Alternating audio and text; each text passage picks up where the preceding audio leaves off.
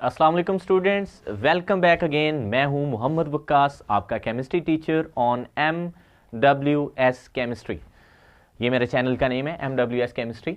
और chemical bonding के chapter में प्रीवियस 4 लेक्चर्स में मैंने एक्सप्लेन की वेस्पर थ्योरी, उसके पोस्टुलेट्स, रूल्स और उसकी टाइप्स। सो इस लेक्चर में हम डिस्कस करेंगे वैलेंस बॉन्ड थ्योरी को, जिसकी शॉर्ट फॉर्म है VBT, means valence bond theory.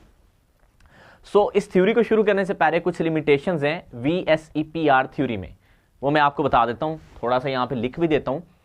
Like where the bond is form, how the bond is form, these are two big questions कि कहां बॉन्ड बनेगा और कैसे बनेगा।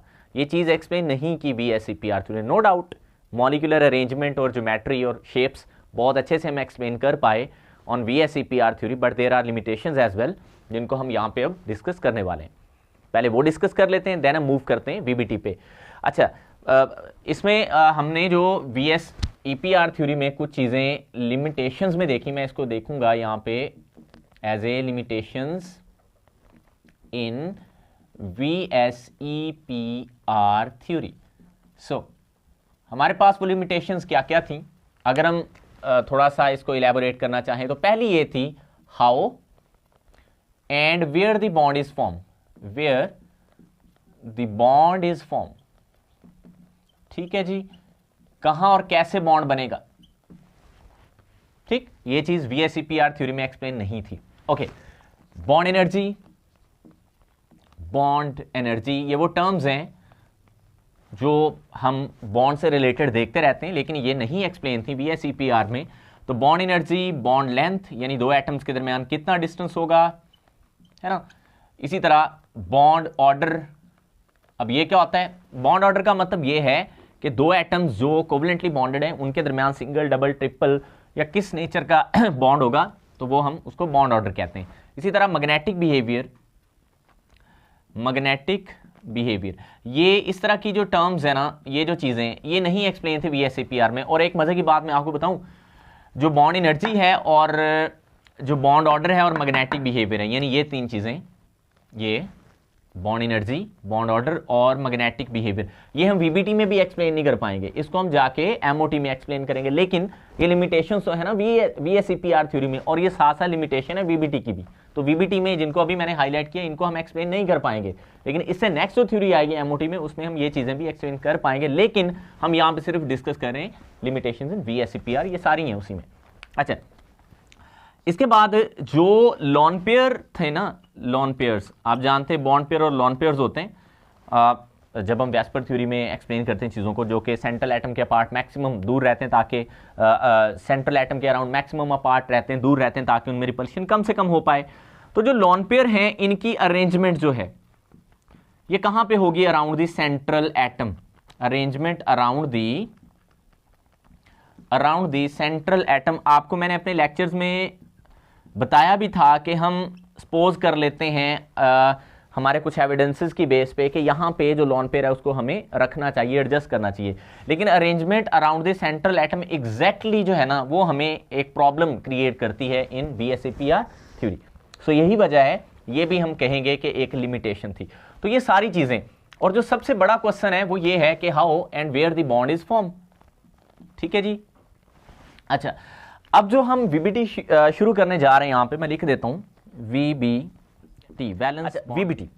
अब ये जो थ्योरी है ना, ये बेसिकली जिन दो साइंटिस्ट ने प्रपोज की, केमिस्ट ने, उनमें एक हिटलर है, हिटलर, अडोल्फ हिटलर नहीं है ये, है ना, जो वर्ल्ड वार 2 में नाजी जो थी पार्टी जर्मन, उसका लीडर था, वो नहीं है ये हिटलर। ठीक है, ये केमिस्ट है, लेकिन नाम इसका हिटलर ही है। तो हिटलर एंड लंदन, इन्होंने 1927 में ये थ्योरी जो थी वो प्रपोज की थी। ओके, अच्छा, इस थ्योरी के जो मेन अजम्पशंस हैं, या जिनको आप मेन पोस्टुलेट मान लें, वो क्या थे। सबसे जो पहली बात है, देखें हमने यहां पे क्वेश्चन लिखा है how and where the bond is form. पहली तो बात इसकी बेस, मैं अजम्पशंस पे जाने से पहले, ये किस चीज पे बेस्ड है, ये है wave mechanical model of electron. Wave mechanical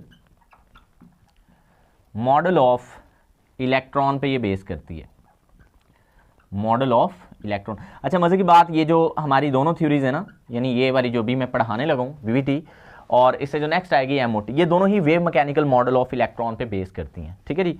so based on, यहाँ पे मैं लिख देता हूँ बेस्ड ऑन, तो wave mechanical model of electron पे ये बेस करती हैं दोनों theories.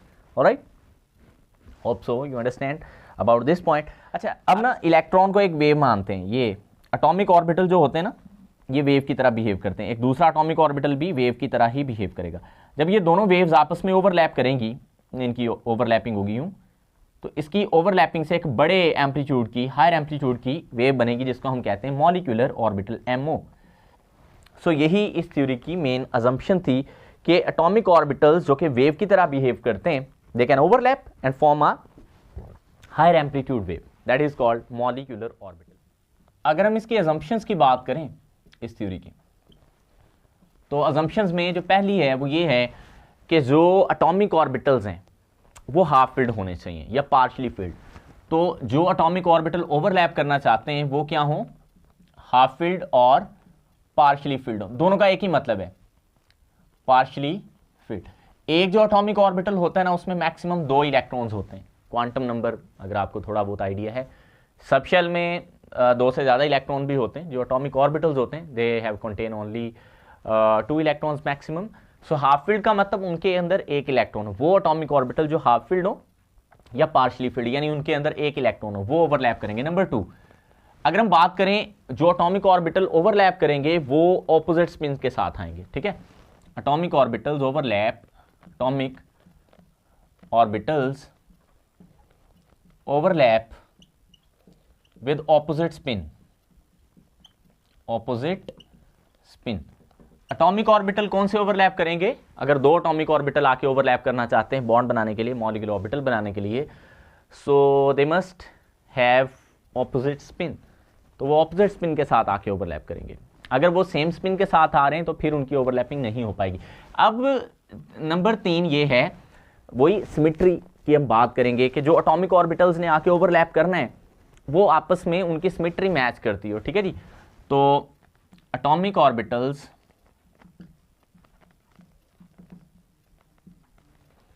With same symmetry will be, मैंने सेम लिखा है, विल बी ओवरलैप, ठीक है। सेम सिमेट्री के साथ एटॉमिक ऑर्बिटल्स ओवरलैप करेंगे, यानी उनकी सिमेट्री आपस में मैच करनी चाहिए तो ही वो ओवरलैप करेंगे, यानी सेम एक्सिस पे आए वो। ये भी हमारे पास इसकी एक अजम्पशन बनती है। अब जो इसके साथ बनने वाले मॉलिक्यूलर ऑर्बिटल होंगे वो स्टेबल होंगे और लो इन एनर्जी होंगे। मतलब अगर हम एटॉमिक ऑर्बिटल्स की बात करें, इनकी एनर्जी हाई होगी तो मॉलिक्यूलर ऑर्बिटल जो बनेंगे वो स्टेबलाइज्ड होंगे, वो स्टेबल होंगे। और यहाँ पे एक चीज और आपने याद रखनी है, जो पॉलीज एक्सक्लूजन प्रिंसिपल है वो यहाँ पे फॉलो होगा। सो Pauli's exclusion principle must be obeyed। अब ये क्या है, अब पॉली एक्सक्लूजन प्रिंसिपल ये है कि 2 एटॉमिक ऑर्बिटल जब आप आपस में आके ओवरलैप करेंगे ना, तो जो उनकी स्पिन होगी दोनों ऑर्बिटल्स में वो ऑपोजिट स्पिन होगी, यूं इस तरह, ठीक है। एक एटॉमिक ऑर्बिटल एक स्पिन के साथ होगा, दूसरा दूसरी के साथ होगा। जब वो ओवरलैप करेंगे तो वो ऑपोजिट स्पिन के साथ यूं बॉन्ड बनाएंगे, सेम स्पिन के साथ बॉन्ड नहीं बनता। तो यहाँ पे इस रूल को भी हम फॉलो करेंगे। तो ये कुछ अजम्पशंस हैं जिनको हम फॉलो करके चलते हैं। और 5वीं बात, जो मॉलिक्यूलर ऑर्बिटल होगा, molecular orbital will be stable and lower in energy, stable भी होगा और एनर्जी में कम होगा। तो ये और यहाँ पे आएगा पॉस्टुलेट, वही हमारे सिग्मा और पाई बॉन्ड की वजह बनेगा। The strength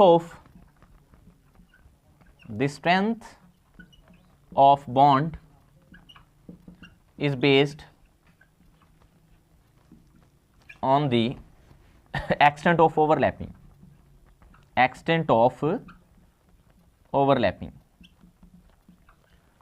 of atomic orbitals.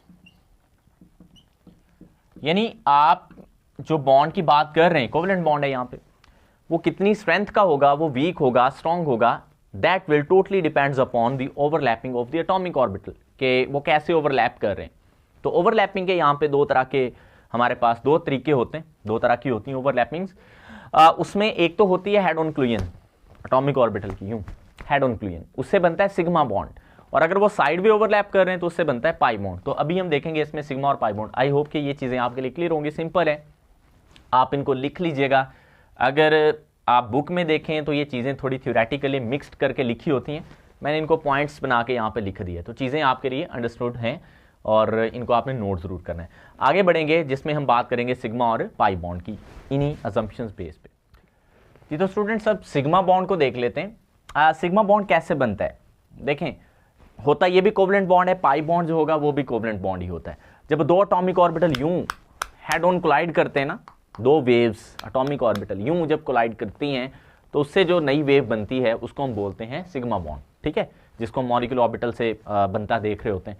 तो सिग्मा बॉन्ड स्ट्रॉन्ग बॉन्ड होता है as compare to pi bond, क्योंकि यहाँ पे एक्सटेंट ऑफ ओवरलैपिंग ज्यादा होती है। तो यहाँ पे मैंने लिखा है ये छठा point, the strength of bond is based on the extent of overlapping of atomic orbital, यानी atomic orbital कितना overlap कर रहे हैं, कितनी हद से overlap कर रहे हैं, that will decide the strength of the covalent bond। और अगर मैं इसकी डेफिनेशन लिखूं तो ये बनती है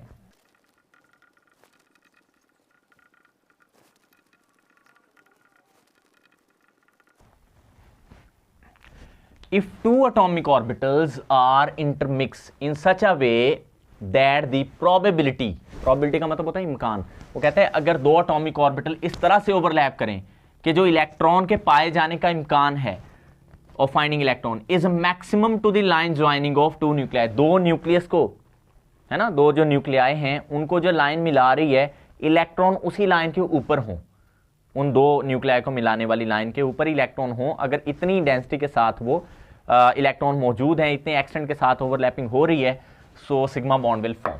तो ये हमारे पास सिग्मा बॉन्ड की डेफिनेशन है। यदि bond is form head to head overlapping of atomic orbitals, ऐसा बॉन्ड जो एटॉमिक ऑर्बिटल की हेड टू हेड ओवरलैपिंग से बने, ये भी सादा सी डेफिनेशन आप यहां पे कर सकते हैं। अब इसकी जो एग्जांपल्स हैं वो हम देख लेते हैं जल्दी से, जो आपकी बुक में भी मेंशन होती हैं एग्जांपल्स। देखो अगर हम H2 की फॉर्मेशन देखें, H2 फॉर्मेशन, अब इस फॉर्मेशन में दोनों हाइड्रोजन एटम्स के एटॉमिक ऑर्बिटल्स ने ओवरलैप करना है और हाइड्रोजन की कॉन्फ़िगरेशन है 1s1, तो दोनों हाइड्रोजन के 1s ऑर्बिटल होंगे और वो स्फेरिकल शेप के होते हैं।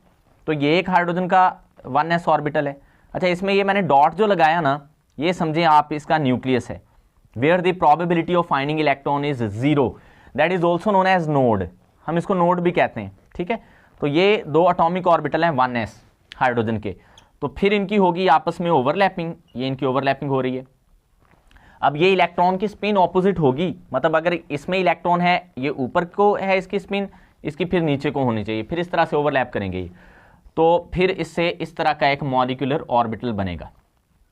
तो इलेक्ट्रॉन की प्रोबेबिलिटी, ये दो न्यूक्लियाई हैं, इनको मिलाने वाली जो लाइन है ये वाली, इसी के ऊपर इलेक्ट्रॉन मौजूद होंगे, यानी इसी के ऊपर ही इलेक्ट्रॉन यहाँ पे मौजूद है, तो एक्सटेंट ऑफ इलेक्ट्रॉन यहाँ पे ज्यादा है, सो that is called sigma bond. और ये सिग्मा बॉन्ड होगा सिग्मा एस, क्यों? क्योंकि ये 2s की ओवरलैपिंग से बना है। तो इसमें एग्जांपल हमारे पास क्या आ गई, H2 फॉर्मेशन। एक और एग्जांपल लेते हैं, लाइक अगर हम बात करें HF की, HF फॉर्मेशन में, तो यहाँ पे एक तरफ हाइड्रोजन है और दूसरी तरफ फ्लोरीन है। हाइड्रोजन का वही 1s ऑर्बिटल आ जाएगा, उसको स्फेरिकल ही बना लेते हैं यहाँ, ये हमारे पास। और फ्लोरीन का अगर कॉन्फ़िगरेशन देखें, एटॉमिक नंबर 9 होता है, 1s2 2s2 2px2 2py2 and 2pz1, अगर आप इसकी कॉन्फ़िगरेशन लिखे तो इसका जो z एटॉमिक ऑर्बिटल है वो ओवरलैप करेगा। तो ये हमारे पास p हो गया, ये इसका नोड है यहाँ पे। तो ये जब ओवरलैप करेंगे बच्चों, नोड वो पॉइंट होता है जिसको हम न्यूक्लियस भी कह सकते हैं किसी एटॉमिक ऑर्बिटल का, सेंटर, जहां पे प्रोबेबिलिटी ऑफ फाइंडिंग इलेक्ट्रॉन 0 होती है, वहां पे इलेक्ट्रॉन मौजूद नहीं हो सकता। यानी जहां पे मैं डॉट लगा रहा हूं ना, वहां पे इलेक्ट्रॉन नहीं होते, इलेक्ट्रॉन उसके अलावा किसी रीजन में होंगे, एक ही इलेक्ट्रॉन है उसी किसी रीजन में होगा, ठीक है। सो यहां अब ये ओवरलैपिंग हो रही है एटॉमिक ऑर्बिटल की, एक एटॉमिक ऑर्बिटल s है और एक p है, तो s और p से भी सिग्मा बॉन्ड की फॉर्मेशन हो जाती है। और इसकी जो मॉलिक्यूलर ऑर्बिटल की शेप होती है वो कुछ इस तरह की होगी, इस तरह। तो ये इसमें यहाँ पे नोड आ जाएगा, ठीक है। तो ये जो मॉलिक्यूलर ऑर्बिटल बना है इसको हम बोलेंगे सिग्मा sp, सिग्मा sp। तो ये आपने देखा कि s और s की एटॉमिक ऑर्बिटल की ओवरलैपिंग से भी सिग्मा बॉन्ड बनता है, एस और पी की भी एटॉमिक ऑर्बिटल की ओवरलैपिंग से भी बनता है सिग्मा बॉन्ड। ये 1s हाइड्रोजन का है और ये 2pz जो है वो फ्लोरीन का है। ये हाइड्रोजन का है और ये फ्लोरीन का है, तो दोनों की ओवरलैपिंग से एक नया मॉलिक्यूलर ऑर्बिटल हायर एम्पलीट्यूड की वेव बनी है जिसको हम सिग्मा पी बोलेंगे, sp बोलेंगे। शुरू में मैंने आपको बताया था ना एटॉमिक ऑर्बिटल ओवरलैप करते हैं, उससे बड़ी एम्पलीट्यूड की वेव बनती है जिसको मॉलिक्यूलर ऑर्बिटल कहते हैं, ये वही है। ठीक है जी, तो ये हमारे पास थी सिग्मा बॉन्ड की फॉर्मेशन। एक एग्जांपल इसमें और देख लेते हैं। सिग्मा बॉन्ड एस और पी एटॉमिक ऑर्बिटल से बनता है और पी की भी ओवरलैपिंग से सिग्मा बॉन्ड फॉर्म हो जाता है। तो अब हम वो देख लेते हैं कि पी और पी एटॉमिक ऑर्बिटल की ओवरलैपिंग से किस तरह से सिग्मा बॉन्ड फॉर्म होता है। चीज तो समझ आ रही होगी कि how and where the bond is form. Okay, तो how the bond is form, atomic orbital की ओवरलैपिंग से। कहां बनेगा, वो एटॉमिक ऑर्बिटल्स जो होंगे वैलेंस शेल के जो एटॉमिक ऑर्बिटल्स होंगे उनके अंदर जो हाफ फील्ड इलेक्ट्रॉन होंगे उनकी ओवरलैपिंग से बनेगा। तो how and where the bond is form, दोनों के आंसर में मिल गए। हाउ एटॉमिक ऑर्बिटल, इसका आंसर है कि हाउ कैसे बना, एटॉमिक ऑर्बिटल्स की ओवरलैपिंग से। कहां बनेगा, जो वैलेंस शेल है, आखिरी शेल, उसके जो एटॉमिक ऑर्बिटल्स हैं वहां जो उनके अंदर हाफ फील्ड एटॉमिक ऑर्बिटल हैं उनकी ओवरलैपिंग से बनता है। तो यहां पे हम देखने लगे H2 फॉर्मेशन, F2 फॉर्मेशन। अब इसमें दोनों जो हमारे पास एटॉमिक ऑर्बिटल्स होंगे वो 2pz होंगे, क्योंकि फ्लोरीन का 2pz, इसके अंदर एक इलेक्ट्रॉन होता है, यानी ये हाफ फील्ड होता है। अब ये ओवरलैप करेंगे तो ये हमारे पास एक हो गया, ये इसका दूसरा एटॉमिक ऑर्बिटल हो गया। जब ये ओवरलैप करेंगे तो ओवरलैपिंग हम यहाँ पे इसकी दिखा देते हैं, तो यूं ये ओवरलैप कर रहे हैं, तो इससे जो नया मॉलिक्यूलर ऑर्बिटल बनेगा वो कुछ इस तरह का होगा, इस तरह की उसकी सिमेट्री होगी। ऑलराइट, और यहाँ पे हमारे पास दो नोड्स होंगे। ऑलराइट, सो ये हमारे पास बना है सिग्मा, क्या बोलेंगे इसको, यस इसको बोलेंगे सिग्मा पी। तो ये भी हमारे पास सिग्मा बॉन्ड ही है दो एटम्स के दरमियान। तो सिग्मा बॉन्ड एस और पी की ओवरलैपिंग से बन सकता है। ये 2pz है और ये भी क्या है 2pz।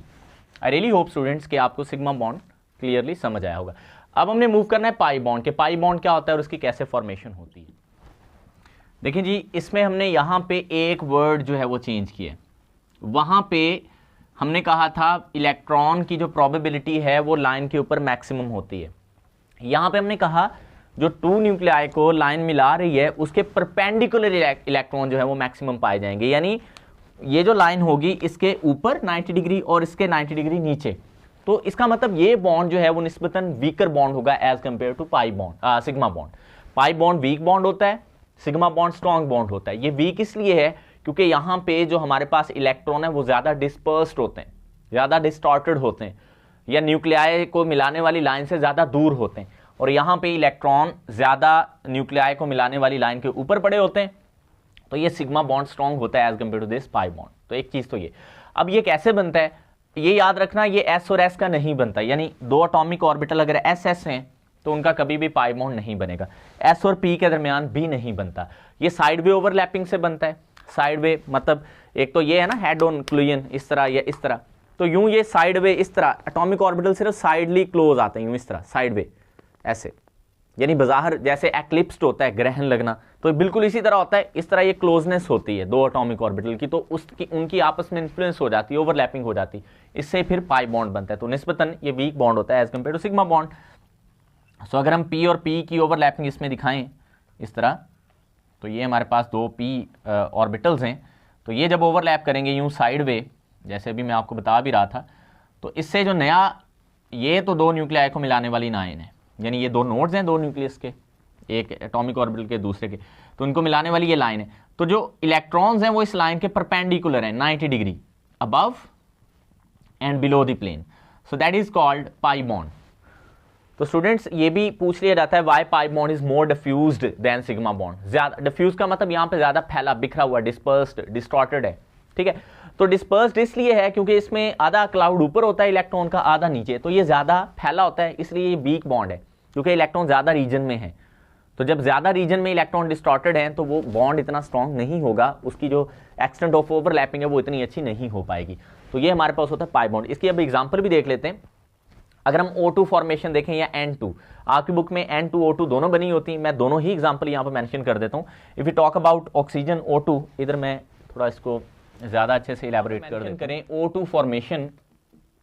तो स्टूडेंट्स याद रखना, जो हमारे पास ऑक्सीजन का मॉलिक्यूल होता है ना, ये दो ऑक्सीजन एटम के एटॉमिक ऑर्बिटल्स की ओवरलैपिंग से बनता है। तो अगर हम ऑक्सीजन की कॉन्फ़िगरेशन यहाँ पे लिखें, एटॉमिक नंबर 8 होता है 1s2 2s2 2px1 2py1 sorry यहाँ पे 2py1 और 2pz1। तो ये इलेक्ट्रॉनिक कॉन्फ़िगरेशन है।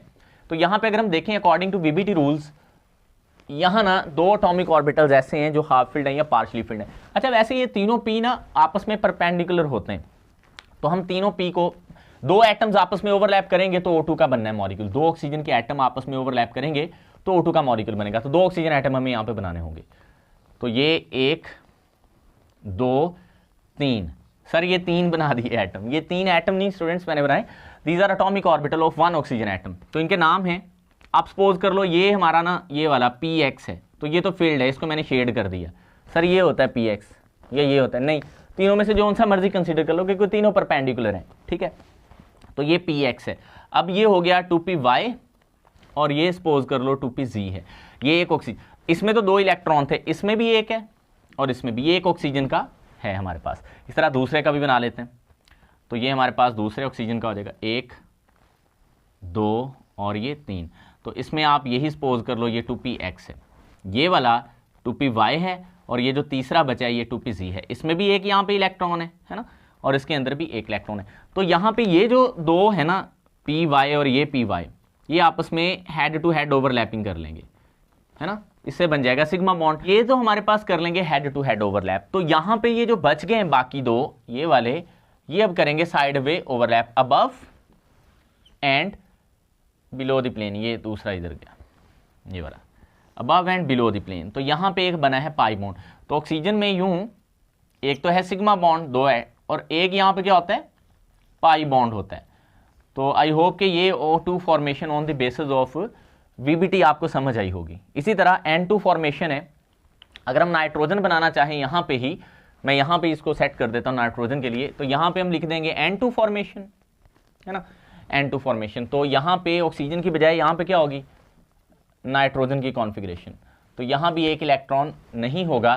तो अब 2 की बजाय कितने एटॉमिक ऑर्बिटल्स हाफ फील्ड हैं, यस 3, तीनों के तीनों हाफ फील्ड हैं। अब क्या होगा, किसी का भी नाम x y z रख लें। तो यहाँ पे आप सपोज करो इसको x रख लो, दैट इज 2px। इसी तरह ये 2px हो जाएगा यहाँ पे। तो ये तो बना देंगे सिग्मा बॉन्ड। अब ये वाले जो एटॉमिक ऑर्बिटल जिसको हमने कहा था ये फुली फील्ड है, ये फुली फील्ड नहीं होगा, अब ये हाफ फील्ड है। एक तो बन गया यहाँ पे सिग्मा बॉन्ड, 2 py और py आपस में ओवरलैप करेंगे। इसी तरह इसको चलो अब py मान लो आप, क्योंकि तीनों परपेंडिकुलर हैं, जिसको जो सा मर्जी नाम दे सकते हैं आप।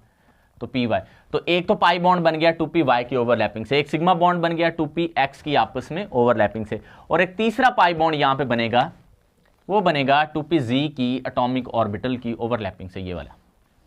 सो अगर हम नाइट्रोजन के केस की बात करें, तो नाइट्रोजन के केस में नाइट्रोजन का नाइट्रोजन से सिंगल कोवलेंट बॉन्ड है, फिर इसमें एक पाई बॉन्ड है यूं, फिर एक और पाई बॉन्ड है, 2 पाई बॉन्ड्स हैं यहाँ पे। तो यूं इस तरह एक सिग्मा और 2 पाई बॉन्ड होते हैं नाइट्रोजन के मॉलिक्यूल के अंदर। यहाँ पे सिग्मा और ये 2 पाई बॉन्ड्स हैं। तो ये फॉर्मेशन हम दिखा सकते हैं नाइट्रोजन के लिए। तो अभी इस लेक्चर में हमने सीखा है, आज के इस लेक्चर में VBT थ्योरी कैसे प्रपोज की गई, अजम्पशंस क्या थी, फिर हमने देखा अजम्पशंस के बाद सिग्मा और पाई बॉन्ड में क्या डिफरेंस है, कैसे बनते हैं, और लास्ट में मैंने थोड़ा सा आपको बताने की कोशिश की है यहाँ पे pi bond formation, sigma bond formation में हमने 3 एग्जांपल्स कवर की, H2, HF और F2 की। यहाँ पाई बॉन्ड में हमने 2 एग्जांपल्स कवर किए हैं, N2 formation and O2 formation. तो आई रियली होप कि लेक्चर आपके लिए ईजी और अंडरस्टैंडिंग होगा। अगर आपको इसकी समझ आई है तो लाइक कर दीजिएगा। और आखिरी बात जो मैं आपको बताना चाहता हूँ, नेक्स्ट हम मूव करने जा रहे हैं हाइब्रिडाइजेशन पे। तो हाइब्रिडाइजेशन जो थ्योरी है, इसी VBT की मॉडिफिकेशन होगी, वो मैं आपके साथ नेक्स्ट लेक्चर में शेयर करूँगा। अल्लाह हाफिज़।